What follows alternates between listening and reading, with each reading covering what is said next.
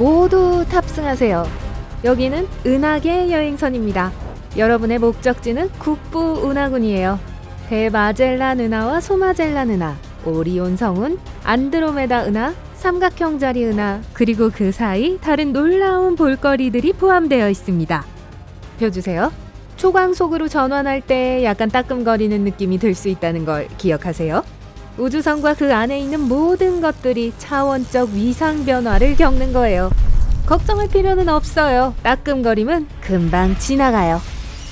승객 여러분, 우리는 은하 위도 180도를 향하고 있습니다. 지구인들은 북쪽이라고 부르죠.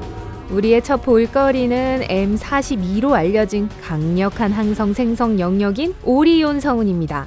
하지만 먼저 광고된 여행 일정에 없었던 선장님의 특별 선물 말머리 성운입니다. 좌연에 있어요. 왼쪽을 말하는 거죠. 명칭은 M43입니다. 말의 머리 꼭대기에 있는 신생별에는 강한 태양풍이 불어서 성운의 모양을 변형시키고 있어요. 지금 잘 봐두세요. 왜냐하면 수천 년 안에 그 가스는 우리 태양을 만든 별과 같은 성운에 의해 완전히 날아가 버릴 거예요. 네, 목성, 토성, 천왕성, 그리고 해왕성에 의해 포획된 성운 가스들을 제외하고는요. 좋아요. 우리 승객 중 한 분이 질문을 했어요. M42와 M43의 M은 뭘까요? M은 메시에를 뜻합니다. 축구선수 메시가 아니에요. 정확히 말하자면 그 이름은 18세기 프랑스 천문학자였던 샤를 메시에의 이름을 딴 거예요. 그는 초기 망원경을 통해 뿌옇게 보이는 110개의 물체를 카탈로그에 출판했어요. 말머리 성운은 그의 목록에서 43번째예요. 투어를 계속하다 보면 M이 더 많이 나올 거예요. 저길 보세요. 우리는 오리온 성운으로 가고 있습니다. 성운의 가스가 여러분이 예상한 것보다 덜 화려해 보일지 몰라요? 그건 우리가 장기 노출 망원경 사진과 성운의 다양한 가스를 강조한 사진을 보아왔기 때문이에요. 경험을 극대화하고 싶다면 탑승 패킷에 동봉된 색안경을 사용해보세요. 들어갑니다. 우리가 초광속으로 이동하고 있어서 다행이에요. 중심에 있는 사다리꼴 성단에 접근하면 밝은 별 세타-C가 시속 800만 km의 속도로 태양풍을 방출합니다. 그것은 가스와 먼지구름 전체를 변형하여 근처의 별들을 압축하는 충격파를 만들어요. 세타-C는 태양보다 20만 배 더 밝은 메가스타예요. 약 100만 년 후에 초신성이 될 거예요. 아주 먼 미래의 일이죠. 산소, 수소, 황이 마치 형광등처럼 이온화된 상태로 빛납니다. 산소는 파란색, 수소는 빨간색, 약간의 녹색, 그리고 황과 먼지는 노란 오렌지색으로 빛나요. 오리온 성운에서 나와 은하면 위로 높이 솟아오르면 우리 은하 밀키웨이의 나선팔이 보입니다. 은하 위 이 높이에서는 구별하기 힘들지만 우리 태양은 페르세우스 자리 팔 바깥쪽과 궁수 자리 팔 안쪽 사이에 있는 오리온 자리 팔에 있습니다.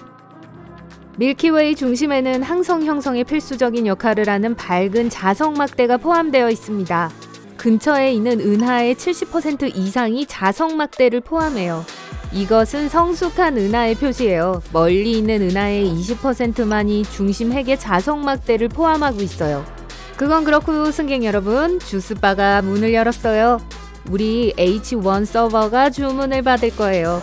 저 멀리 왼쪽에 보이는 것이 안드로메다 은하예요. 하지만 수많은 외소 은하에 주목해주세요. 우리 은하 주변에 40개가 넘게 있어요. 지금 그 중 하나로 향하고 있습니다.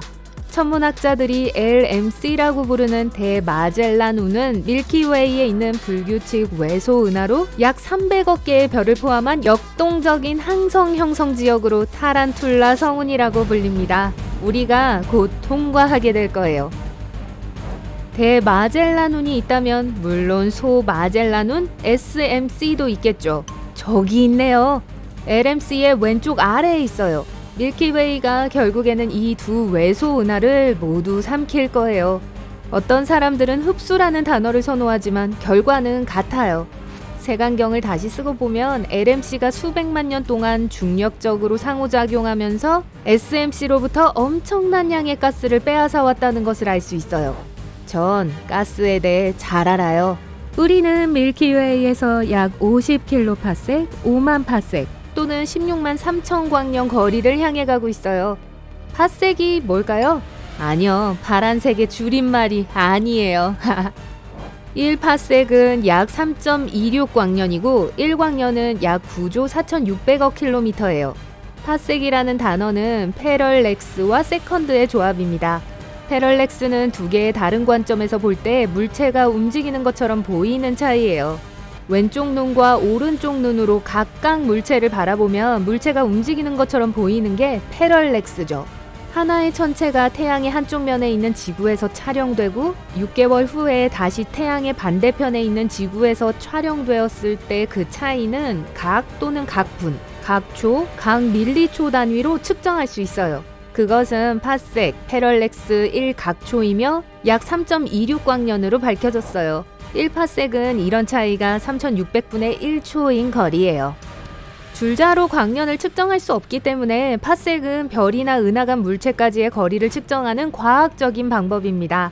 패럴렉스가 클수록 물체는 더 가깝고 패럴렉스가 작을수록 더 멀리 떨어져 있어요. 앞에 보이는 타란툴라 성운의 중심부에는 R136 성단이 있습니다. 1광년 거리 내에 각각 태양의 50배가 넘는 질량을 가진 40개 이상의 별이 있어요. 비교하자면 우리 태양에서 4광년 이내에는 다른 별이 하나도 없어요. 그건 좋은 거예요. 약 2시 방향에서 초신성 1987A를 볼 수 있습니다. 태양보다 10만 배 밝은 청색 거성은 중심핵이 폭발하여 태양보다 1억 배 밝은 제2형 초신성이 됐어요. 그것은 먼지와 가스에 둘러싸인 중성자별과 엄청나게 화려한 불꽃놀이를 남겼습니다. 대마젤란 운의 1987A는 1604년 이래로 지구에서 가장 가까운 초신성인데 지구에서 약 2만 광년 떨어진 밀키웨이에서 발생했습니다. 그것은 약 2주 동안 낮 동안에도 볼 수 있었어요. 1987A가 청색거성이었기 때문에 초신성이 된 후 오리온 별자리 발치에 있는 별인 청색거성 니겔이 머지않은 미래의 초신성이 될 수도 있고 이미 초신성이 되었을 수도 있다는 추측이 늘어났어요. 리겔은 지구로부터 약 860광년 떨어져 있기 때문에 리겔에 어떤 일이 일어나면 그걸 지구에서 알게 되기까지는 약 860년이 걸릴 거예요. 초신성 1987A는 코발트, 니켈, 철과 같은 무거운 원소들과 가벼운 규산염을 타란툴라 성운으로 분출했고 이것들은 별과 행성의 기본 구성 요소가 될 거예요. 저희 서버는 현재 우주 테마의 간식을 제공하고 있어요. 어린이 승객들에게 목성 솜사탕을 추천하고 싶어요. 제가 가스 전문가라고 말했죠? 다음 정거장은 안드로메다 은하와 그 주변입니다. 우리가 밀키웨이를 떠날 때 그 헤일로와 3천억 개의 별을 주목하세요. 은하 헤일로에는 최대 150개의 구상성단이 존재해요. 이들은 은하 원반을 통과하여 궤도를 도는데 우주에서 가장 오래된 별들을 포함하고 있습니다. 그들이 어떻게 우리 은하에 오게 되었는지는 깊은 연구가 필요한 사항이에요.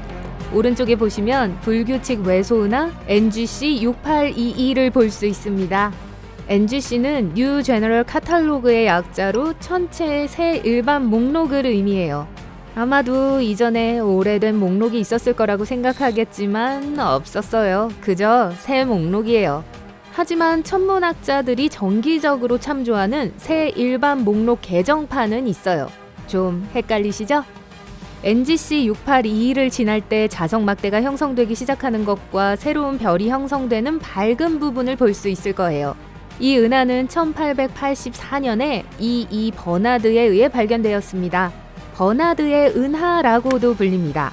버나드는 훌륭한 천문 관찰자였습니다. 달에는 그의 이름을 딴 분화구가 있고 화성에도 하나 있고 목성의 달 가니메데의 한 지역 소행성 819 버나디아나도 있고 하늘을 가로질러 가장 빠르게 움직이는 별인 버나드의 별도 있어요. 에드워드 에머슨 버나드처럼 우주 곳곳에 자신의 이름이 붙은 사람은 그리 많지 않아요. 수조개의 별을 가진 거대 안드로메다 은하에 접근하면서 우리는 서쪽 가장자리 위를 지나 거대한 안드로메다 은하의 외소동반 은하 중 하나인 M110, 일명 NGC205를 방문할 거예요. 네, 명칭이 두 개예요. 마음에 드는 걸로 골라 사용하세요. 그런 형태로는 최초이고 약 35억 태양 질량에 맞먹는 소형 회전 타원체 은하 M110 또는 NGC205는 중심의 근처에 8개의 구상성단을 가지고 있습니다. 이것도 안드로메다 은하에 의해 삼켜지거나 흡수될 거예요.